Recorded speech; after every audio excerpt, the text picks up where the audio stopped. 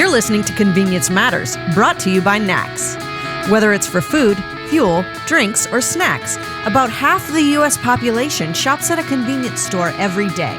We'll talk about what we see at stores and what the future may hold for our industry.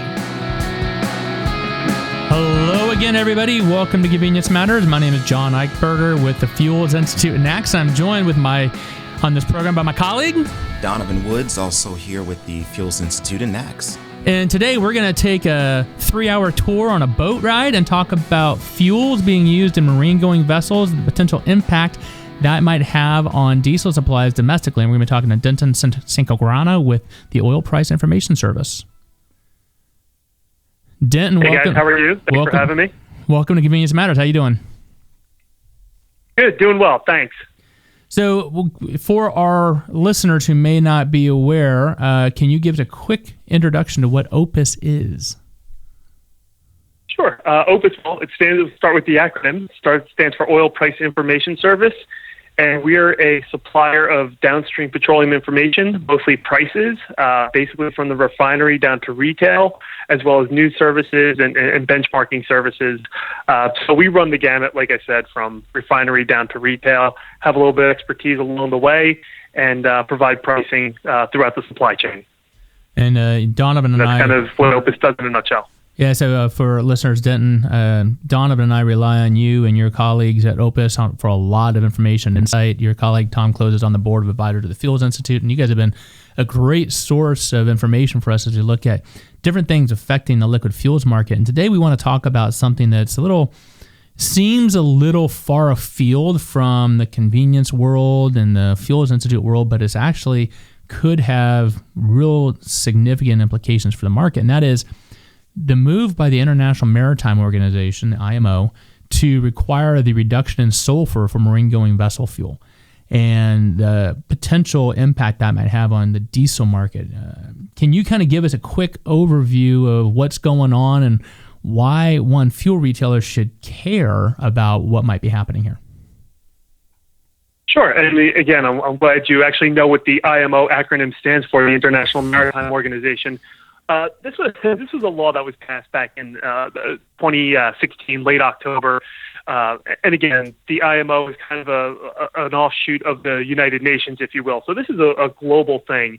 They're changing, as you mentioned, the sulfur capacity of the marine fuel from 3.5% down to 0.5%.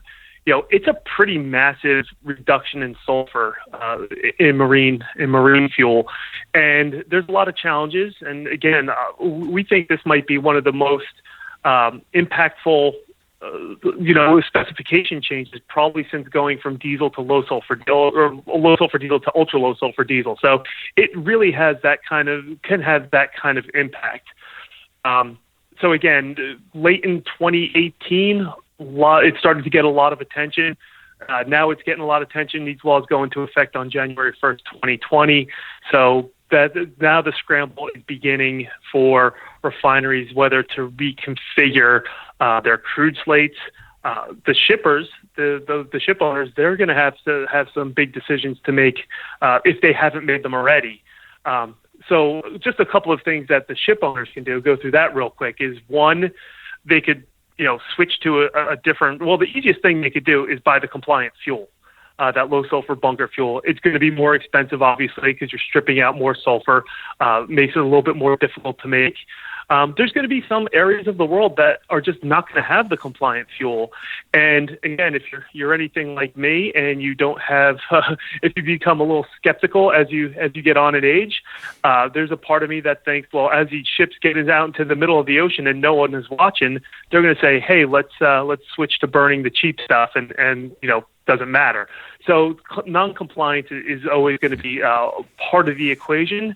I think the IMO has done some things to kind of try and prevent non-compliance as best they could. For example, if you're a ship owner, you need to have insurance. If you're caught with non-compliant fuel, you could potentially lose your insurance policy. So that's one avenue that they've gone down to potentially prevent that from happening. They could switch to a different type of fuel, like a liquefied natural gas. That's obviously a very expensive endeavor and probably would require a whole new ship. what I thought might be the magic bullet for ship owners. And again, it's starting to get a little bit of critical mass, but not as much as I thought it would be, was installing a scrubber into the ship. I'll get into this real quick. There are 3 different types of scrubbers: an open loop system, a closed loop system, and a hybrid that's a combination of the two. The open loop, as you might expect, once I explain it, is cheaper of the options. What it does is, cleans the fuel, strips out the sulfur of it, and, kind of discharges it. So again, you're moving just the sulfur from the air to the water. So, there's really no real environmental benefit there. The closed loop scrubber, kind of removes it, does the same thing, removes it, but kind of holds on to the sulfur. And then once you get back into port, you could discharge it, make arrangements to have it discharged there. So those are some of the options that are coming for the ship owners. Scrubber adoption probably by mid-2020, will probably be about 10% of the global fleet. So it's part of the mix, but it's not the magic bullet that I necessarily thought it was going to be about a year ago. So really, this is just so the whole program is really designed to reduce emissions. So whether you're using a lower sulfur fuel or you're eliminating the emissions, that's kind of the overall strategy. When this was first brought to our attention at the Fuels Institute, there were a lot of headlines saying, this is going to be the most disruptive impact on the diesel market in decades. This is going to be $200 billion, are going to lead to $300 oil, all these hyperboles of coverage and stuff. And I started digging into a little bit and saw, marine going fuel is only about 6 to 8 million barrels a day. In the big scheme of things, considering how much product we consume globally, why is this such a big deal? It's not that big of a volume in terms of the big picture in terms of overall fuel supply. Right, and I agree with you there, John. But the bigger issue is you have these refineries that have been configured to run these different types of crudes, and you're going to end up with a high sulfur fuel oil, which the ships currently use. You're going to have to find a place to get a way to get rid of that, whether that's a change in the crude slate, whether and again, these engineers who run refineries, who run blending operations, they're pretty smart dudes. They're going to figure out a way to get rid of some of this high sulfur fuel oil.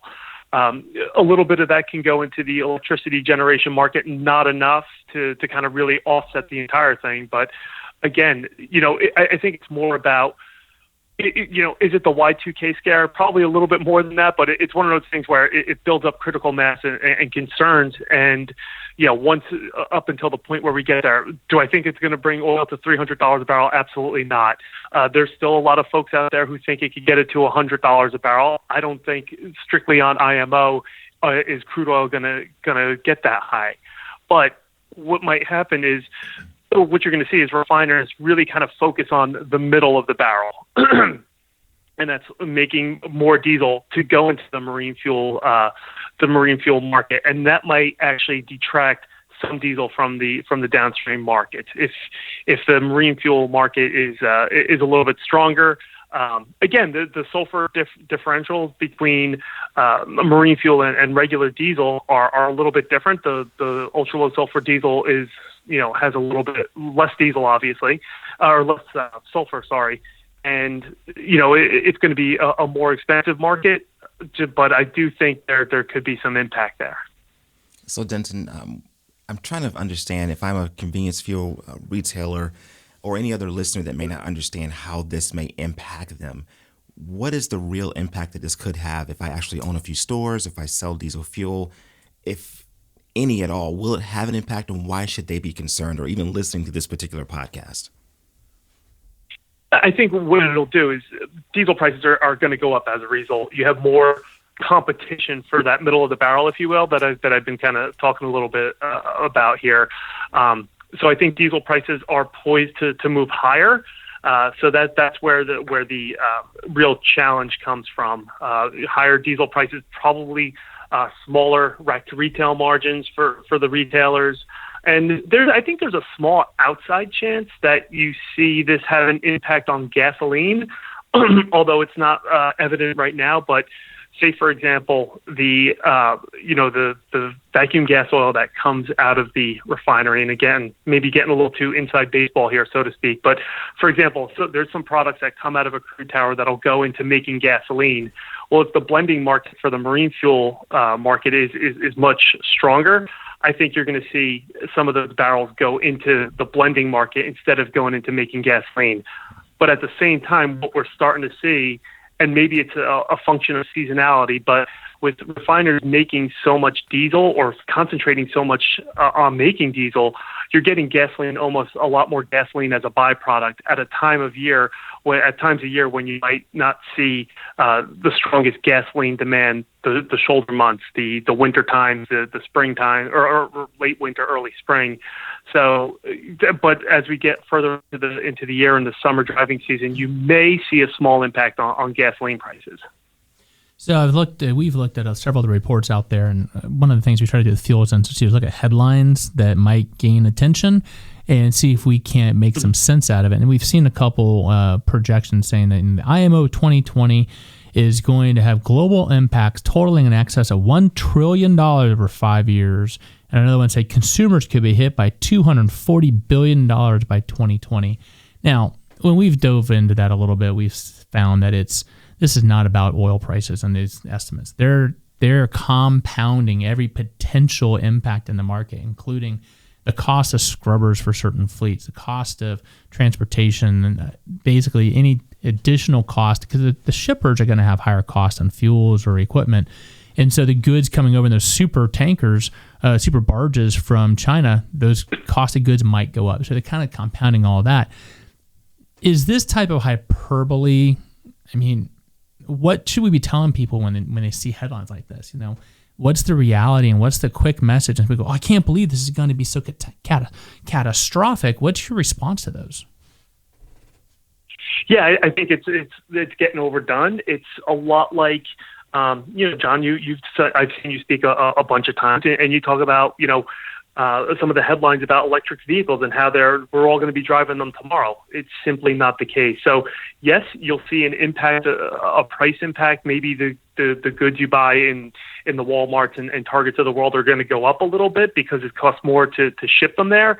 But in the grand scheme of things, this is not going to be this huge, just sea change that'll force people to kind of change consumption patterns. I just don't see it as much as that. Yes, it's going to cost the ship owners more for their fuel, but again, so as a result, they're going to try and kind of get a return on those costs, and pass along those costs. But in the grand scheme of things, I don't think it's going to make this huge difference. Diesel is obviously going to be a little bit more expensive. Like I said before, there's an outside chance that gasoline supplies get impacted. But in the grand scheme of things, yes, it's one of these things where you have this big bad regulation coming down the pipe. Pardon the pun there, but you have this big bad regulation coming down the pipe, and it's almost priced for every imperfection possible, and that's where some of these projections probably come from. It's probably not going to be as bad as that. There's going to be some issues. There's going to be some growing pains. If you remember, back in late 2018, the president kind of petitioned the United Nations to kind of scrap this, considering the U.S.'s, kind of position on a global stage at that time and the leadership. You knew that wasn't going to go very far. But again, it's one of those things where, yeah, there's going to be some impact, but I don't think it's going to be as drastic as some have made it out to be. These companies that run refineries, these companies that bring supply to the markets, they're smart guys. They know, and gals, they know how to, kind of make chicken salad out of chicken, you know what. Sorry. So, no. That's Denton. You always keep it real, and that's why we definitely are happy to have you on the podcast today. But you mentioned something in your last statement about, I guess, the consumer effect in terms of the price for something they get in the store being higher because of the shipping costs. Now, is this something you think that consumers would be okay with because they know that maybe it's better for the oceans or for the air or things like that? Or in your mind, does that not really even matter to consumers at all?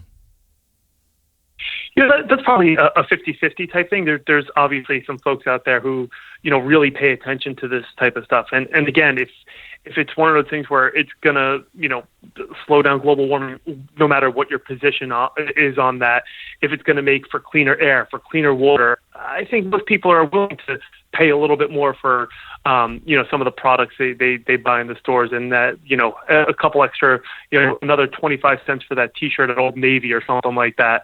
I'm willing to make that sacrifice if it means cleaner air and cleaner water. I think the challenge, Donovan, a lot of these consumer good prices, they're not going to be perceptible. Right. They're going to be small. 25 cents on a T-shirt, that's probably going to be your potential impact. I think when people start getting price sensitive is on the retail fuel prices. And Denton, you kind of alluded to this. There's likely going to be an impact on diesel fuel supplies and prices because refineries have to make changes. They have to make some investments.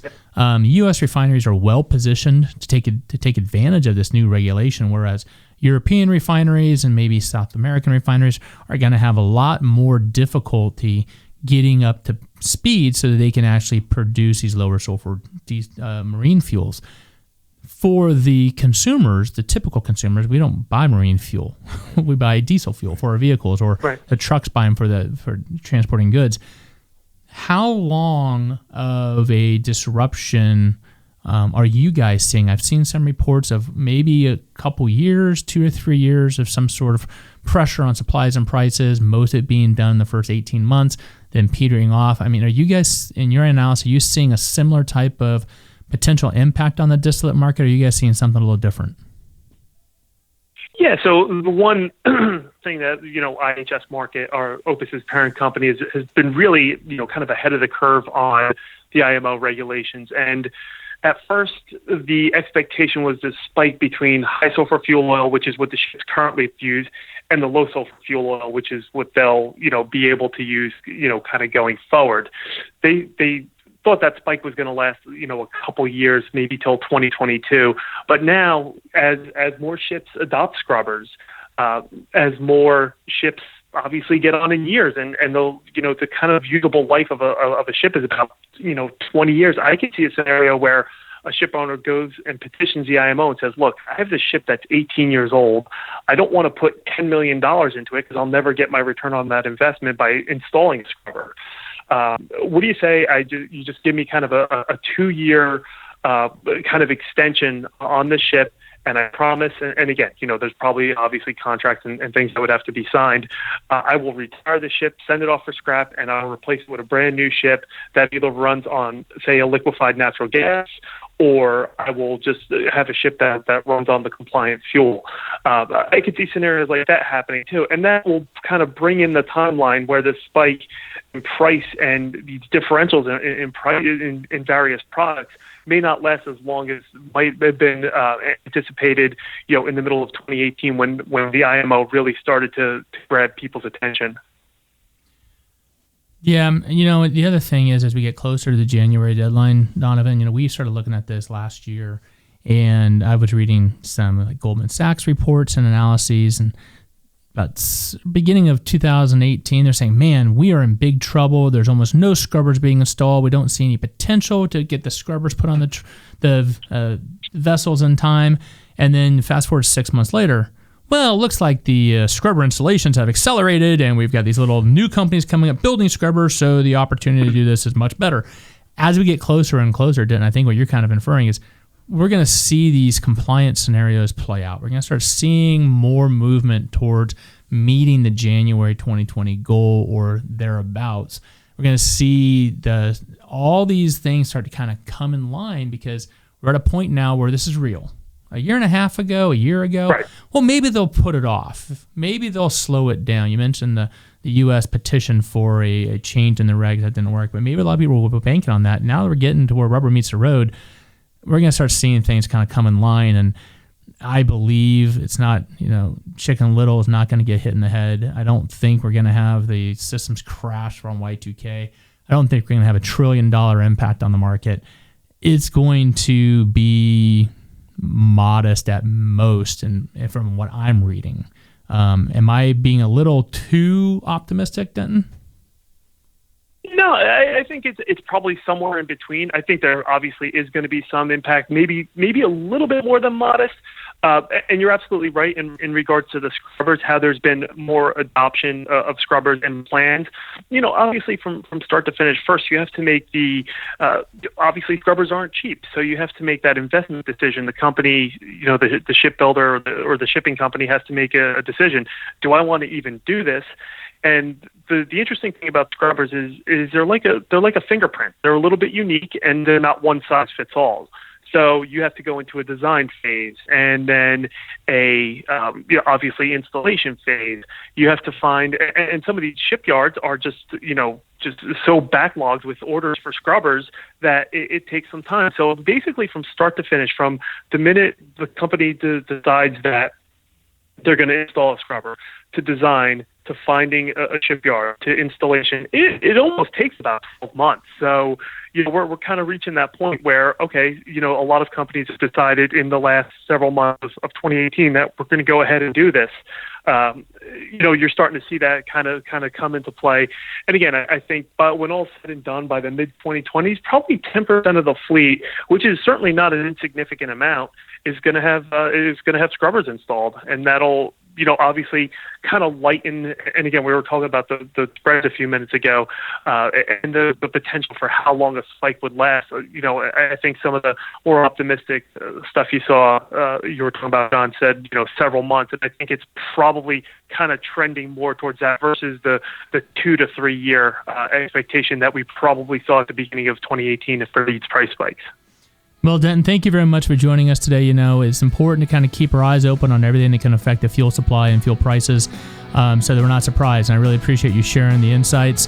If people have questions on anything else, what's the website they can go get more information on Opus and IHS Markit? Sure. Well, you can always visit us at opusnet.com. There's actually, we do a bunch of blogs on there too.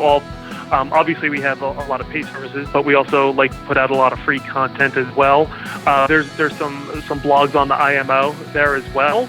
IHSmarket.com is also a source for great information as well. But our parent company, they acquired us probably about 3 years ago. So they have quite a few. Their expertise, obviously they have expertise across the supply chain, but they have quite a bit of information on upstream oil as well as downstream. So it's a great match. We've found that we could do a lot of pretty cool stuff together. So, but opusnet.com and ihsmarkit.com, markit.com for that. And if you go to opusnet.com, we have a 2019 outlook that you could download for free. So that should be out there about now. Well, Denton, we always like free, and other people out there, keep an eye on fuelsinstitute.org. We're going to have some stuff on IMO in the next month or so as well. So pay attention to what's going on. Thank you for joining us, Convenience Matters, and we'll talk to you next time. Take care. Convenience Matters is brought to you by NACS and produced in partnership with Human Factor. For more information, visit convenience.org.